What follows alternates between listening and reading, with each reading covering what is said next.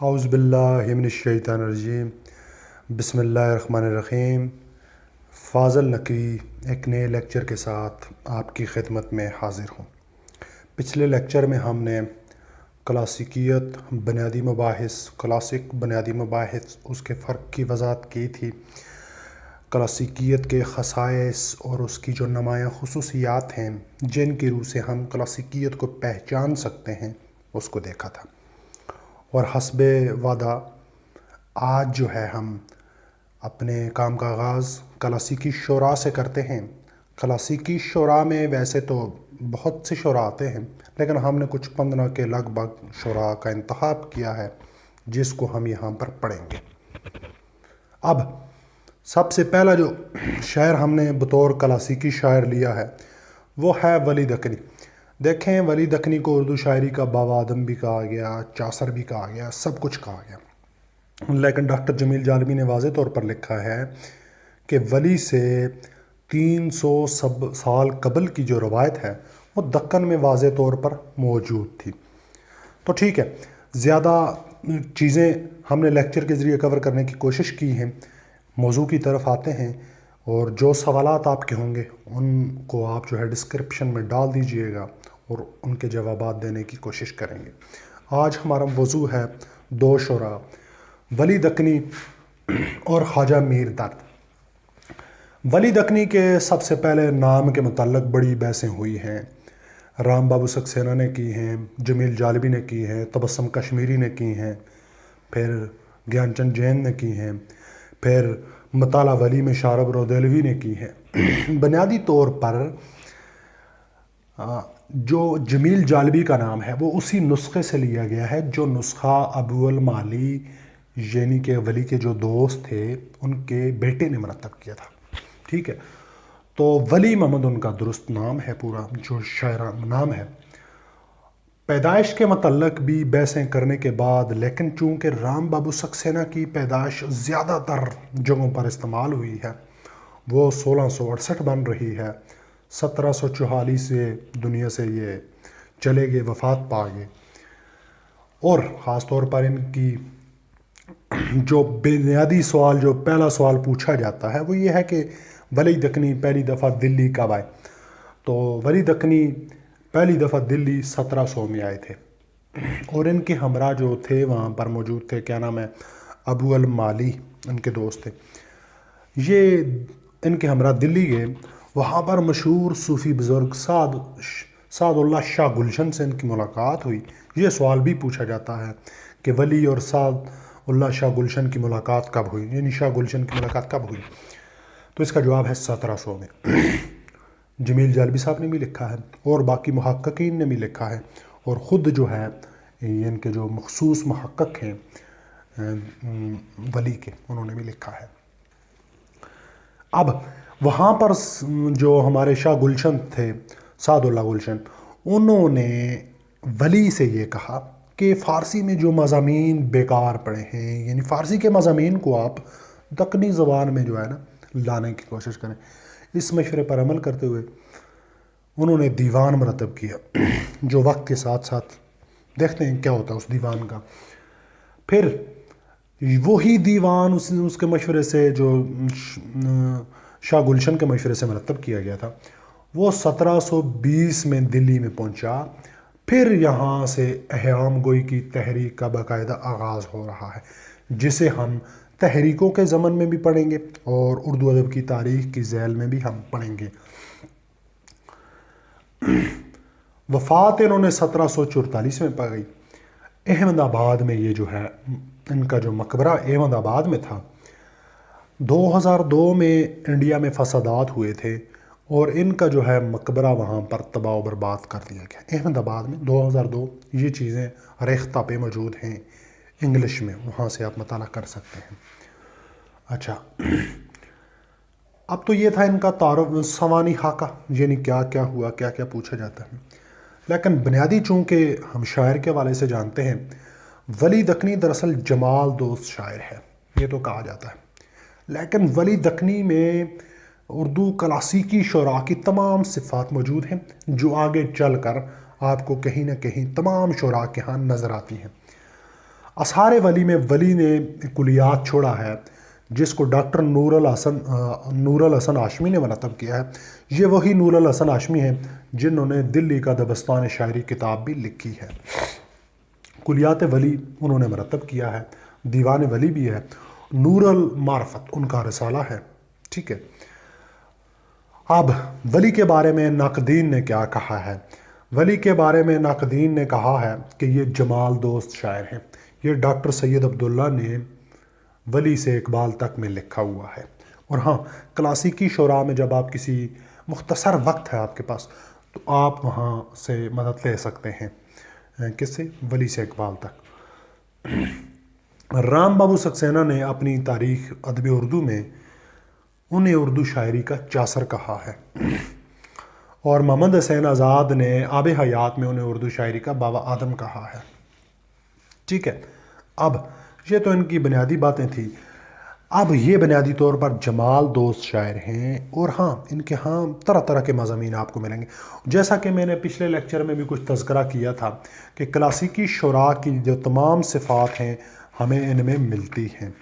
اب یہ ہے کہ ان کے ہاں تصوف بھی ہے، ان کے ہاں آپ کو روایت کی کیسی پاسداری نظر آتی ہے۔ دیکھیں انہوں نے لکھا، ان کی جو غزلیں آپ کے لیے میں ریکمنڈ کرتا ہوں وہ پڑھیں بھی، میرے پاس ہیں۔ مت غصے کے شعلے سوں جلتے کو جلاتی جا، ٹک مہر کے پانی سوں تو آگ بجھاتی جا، ٹھیک ہو گیا جی۔ یہ تو مطلب کہ اب یہ بات یہ آپ نے پڑھنا ہے۔ اچھا، اس میں آپ دیکھیں گے، اب ایک شعر لیتے ہیں ہم، اس کا جو مقطع ہے، مقطع پڑھیں۔ تج گھر کی طرف سندر آتا ہے ولی داہم، مشتاق درس کا ہے ٹک درس دکھاتی جا۔ اب یہی مضمون غالب نے بھی اپنے شعر میں لکھا ہوا ہے۔ واہ دیوانگی شوق کے ہر دم مجھ کو، آپ ہی جانا ادھر آپ ہی حیراں ہونا، کی میرے قتل کے بعد اس نے جفا سے توبہ، ہائے اس زود و پشما کا پشما ہونا۔ تو گویا یہ جو کلاسیکی موضوعات ہیں یہ یہاں بھی موجود ہیں اور وہاں پر بھی ہمیں نظر آتے ہیں، ٹھیک ہو گیا جی۔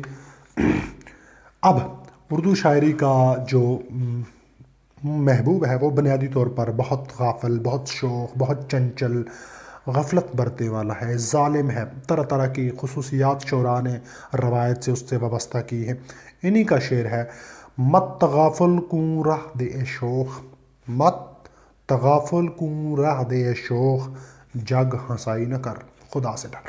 خدا سے یہ ڈرانے کا معاملہ جو ہے آخر تک جو ہے جاری ساری رہتا ہے، تمام شعراء نے اس کو برتا ہوا ہے۔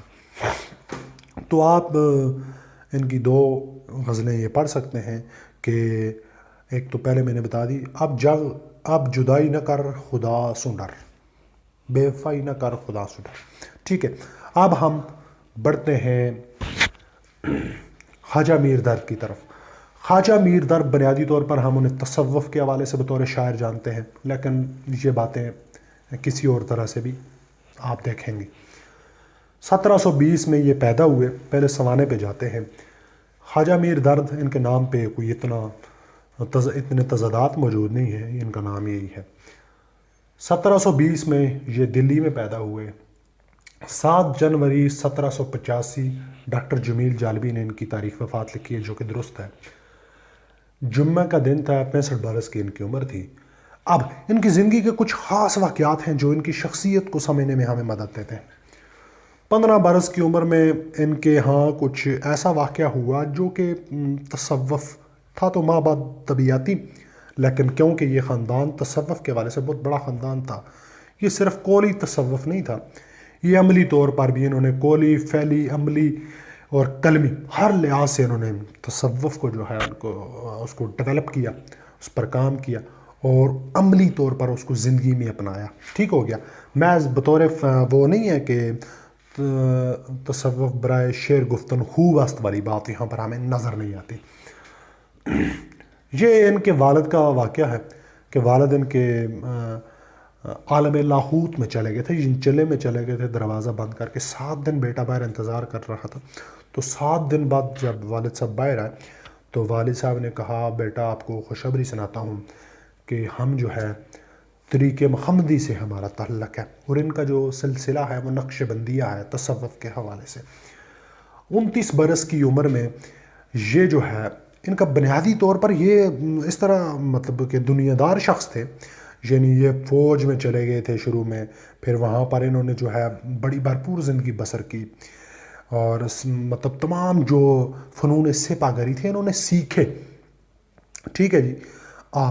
اب تمام فنون سپہ گری سیکھنے کے بعد 29 سال کی عمر میں کہیں نہ کہیں ان کے اندر دو تبدیلیاں آ گئی، تو انہوں نے چھوڑ چھاڑ کے تمام نوکری سب کچھ دنیا، تو انہوں نے دنیا سے کنارہ کشی کر لی۔ اب 39 سال کی عمر میں یہ سجادہ نشین ہوئے، یعنی ان کے والد صاحب بیٹھے ہوں گے تو یہ جو وہاں پر درگاہ تھی اس پہ جو ہے یہ وہاں کے آپ کہہ سکتے ہیں کہ سجادہ نشین بنے۔ پھر ان کے حوالے سے جو بنیادی باتیں ہیں وہ پوچھا جاتا ہے کہ یہ جو ہے 15 تاریخ کو، ہمیشہ مہینے کی 15 تاریخ کو ان کے ہاں محفل السماع یعنی قوالی کی محفل منعقد ہوتی تھی۔ اس کے بارے میں مختلف انہوں نے خود بھی کہا ہے، وہاں پر کچھ اختلافات بھی ہوئے ہیں، لیکن ان کے جوابات یہ تھے، قوالی سننا اگرچہ ثواب نہیں ہے لیکن شاید اللہ کی طرف سے مجھ پر لکھ دی گئی ہے تو میں سنتا ہوں۔ مراختہ ریختہ کا مشاعرہ ہر مہینے کی 2 تاریخ ان کے گھر ہوتا تھا۔ آپ کو پتہ ہوگا خان ارزو کے ہاں پہلے یہ مشاعرہ ہوتا تھا، پھر یہ ان کے ہاں ہوتا تھا، پھر یہ میر تقی میر کے ہاں ہوتا تھا۔ اسحار میں انہوں نے جو ہے جمیل جالبی نے ان کی 11 کتب گنوائی ہیں اور 12 کتب ہیں، جبکہ رام بابو سکسینہ نے ان کی 11 کتب کا تذکرہ کیا ہے۔ ان کا دیوان درد ہے، اچھا علم الکتاب ہے، آہ سرد ہے، نالہ درد ہے، ان کے والد تھے خواجہ ناصر اندلیب، ان کا بھی ہے نالہ درد، نالہ اندلیب ان کا بھی ایک دیوان ہے، وہ بھی اس کا تذکرہ آ گیا، شکر ہے۔ اچھا جی، اور باقی کتب بتا دیے۔ اچھا ناقدین، اب ناقدین نے ان کے بارے میں کیا کہا ہے؟ ناقدین نے کہا حاجی محمد حسین آزاد نے آب حیات میں بڑے مزے کی بات لکھی ہے۔ ان کی غزلیں عموماً 7 سے 9 اشعار کی مشتمل ہوتی ہیں، لیکن یہ چھوٹی چھوٹی بیروں میں گویا تلواروں کی آبداری کو نشتر میں بھر دیتے ہیں، اور تصوف جیسا انہوں نے کہا آج تک کسی سے نہیں ہو سکا۔ یہ محمد حسین آزاد نے آب حیات میں لکھا ہے۔ اس کے بعد دوسرا ناقد آتا ہے ہمارے پاس، رام بابو سکسینہ نے کہا ہے کہ ان کا دیوان اردو شاعری کے تاج کا سب سے بڑا ہیرا ہے، اور ہمیشہ سوال پوچھا جاتا ہے کس شاعر کے دیوان کو مختصر سراپا کہا جاتا ہے، تو یہ میر حسن نے تذکرہ شعراء اردو میں لکھا ہے کہ ان کا دیوان مختصر ایسے ہے جیسا کہ مختصر ہے، اور ایسے ہے جیسے کہ انتخاب ایسے ہے جیسا کہ سعدی شرازی کا دیوان انتخاب ہے۔ ان کی 2 غزل، یہ صرف ڈاکٹر جمیل جالبی نے ان کے بارے میں تبسم کشمیری نے بڑے مزے کی بات لکھی ہے کہ ان کو ہم صرف تصوف کا شاعر کہہ دیتے ہیں، لیکن ایسا نہیں ہے، کیونکہ تصوف کے ساتھ ساتھ ان کی شاعری میں ہمیں اردو شاعری کے روایتی مضامین بھی نظر آتے ہیں۔ مثال کے طور پر اب ہم چلتے ہیں، آپ کو بتاتے ہیں کہ ان کے ہاں کیسے روایتی مضامین ہیں۔ تصوف کے یہ شاعر اپنی جگہ موجود ہیں، تو جیسا کہ آزاد نے کہہ دیا تصوف جیسا ان کے ہاں تو ہے کسی کے ہاں نہیں ہے۔ اب ان کی شاعری میں ہم دیکھیں گے ایک بڑی مزے کی غزل ہے، یہ غزل ان کی عاشقانہ غزل ہے، چونکہ آپ کلاسیکیت سے، روایت سے جو آپ کے ماضی سے آ رہی اس سے تو آپ قطع تعلق نہیں کر سکتے، تو یہی جو روایت کا عاشقانہ مضمون ہے، جو تصور عشق ہے وہ موجود ہے۔ قتل عاشق کسی معشوق سے دور نہ تھا، قتل عاشق کسی معشوق سے دور نہ تھا، پر تیرے عہد سے آگے یہ دستور نہ تھا۔ دیکھیں آگے شعر دیکھیں، رات مجلس میں تیرے حسن کے شعلے کے حضور، رات مجلس میں تیرے حسن کے شعلے کے حضور، شمع کے منہ پہ جو دیکھا تو کہیں نور نہ تھا۔ یہ غزل آپ نے بطور عاشقانہ دیکھنی ہے، اور ان کی تصوف کے حوالے سے جو غزل آپ نے دیکھنی ہے، تجھی کو جو یاں جلوہ فرما نہ دیکھا، برابر ہے دنیا کو دیکھا نہ دیکھا۔ تو یہ باتیں تھیں۔ آپ اگر مزید مطالعہ کرنا چاہتے ہیں آپ تو ولی کے لیے آپ جو ہے مطالعہ ولی شارب رو دلوی کی کتاب کا مطالعہ کریں، اور دیوان درد مختصر ہے، اور یہ خلیل الرحمن داؤدی نے مرتب کیا ہے، مجلس ترقی ادب لاہور سے، 270 صفحات پر مشتمل ہے۔ خواجہ میر درد ہندوستانی ادب کے معمار سے کتاب ہے، قاضی جمال حسین نے لکھی ہے۔ اور اب کچھ سوالات ہوں گے، کچھ کمیاں رہ گئی ہوں گی، آپ ڈسکرپشن میں بیان کر دیجئے گا، انشاءاللہ دور کرنے کی کوشش کرتے رہیں گے، مل کر چلیں گے۔ بہت شکریہ، دعاؤں میں یاد رکھیے گا۔ خدا حافظ۔